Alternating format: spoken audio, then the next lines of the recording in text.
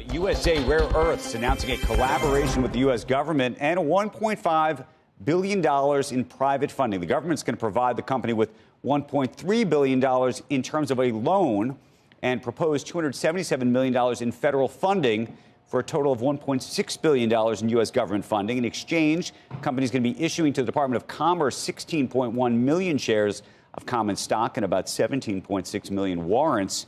USA Rare Earths says the capital will help it accelerate mining and processing of rare earth metals and magnet manufacturing. And Brian Sullivan's got an exclusive interview with the CEO of USA Rare Earths coming up a little bit later today on Power Lunch at 2 p.m. It's another example of the United States government taking stakes and otherwise financing private industry, specifically in industries that it believes are national security related. This is one of those. Of course, it also raises questions just about what people have described as state-sponsored capitalism. Becky. Yeah, I go back and forth on it. I mean, on the one hand, you don't want to see the government involved in some of these things, but when it comes to national security, things like semiconductors, I think there's almost bipartisan support for a lot of those efforts at this point, realizing that we let ourselves get into a position where we are overly reliant on companies that are in countries that may not be our allies at this point. Look, I think the big over-under is 5 years from now, 10 years from now, will we look back at these investments and describe them the way they, will we look at them as profitable investments, or will they look like Solyndra?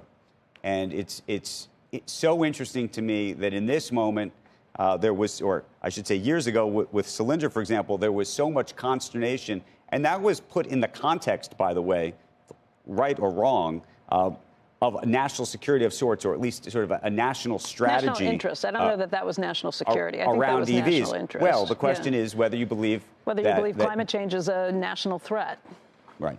Yeah. And whether EVs unto themselves or even vehicles should be considered national security related, meaning if we don't have a automobile industry in this country, is that a national security threat? Yeah. I mean, it's very interesting to decide which industries we think are, considered national security and which aren't. Although, look, we look at these things so much differently post-COVID because of the supply chain. It really focused on the supply chain issues and how we had allowed ourselves to rely so heavily on so many other countries. I think it would be hard-pressed to, let's just say, the semiconductor industry. I don't love the way the CHIPS Act set things up. I don't love how they doled out some of the money, but I think it's hard to not argue. I think it's hard to argue that we should not be in a position of trying to have foundries here in this country, particularly when you look at how heavily reliant we are on Taiwan and what China has been saying about their plans for Taiwan down the road, too. All of a sudden, you realize the 20 or 30 years that we spent trying to say, we can do this more efficiently if it's not done here, if it's made other places where it's cheaper, more effective. We can do this for cheaper or more efficiently. All of a sudden, you kind of reframe some of those things and think maybe that's not the best way to go about every decision we make. I actually think I think about it slightly differently, but maybe we would be in agreement about this. Mm-hmm.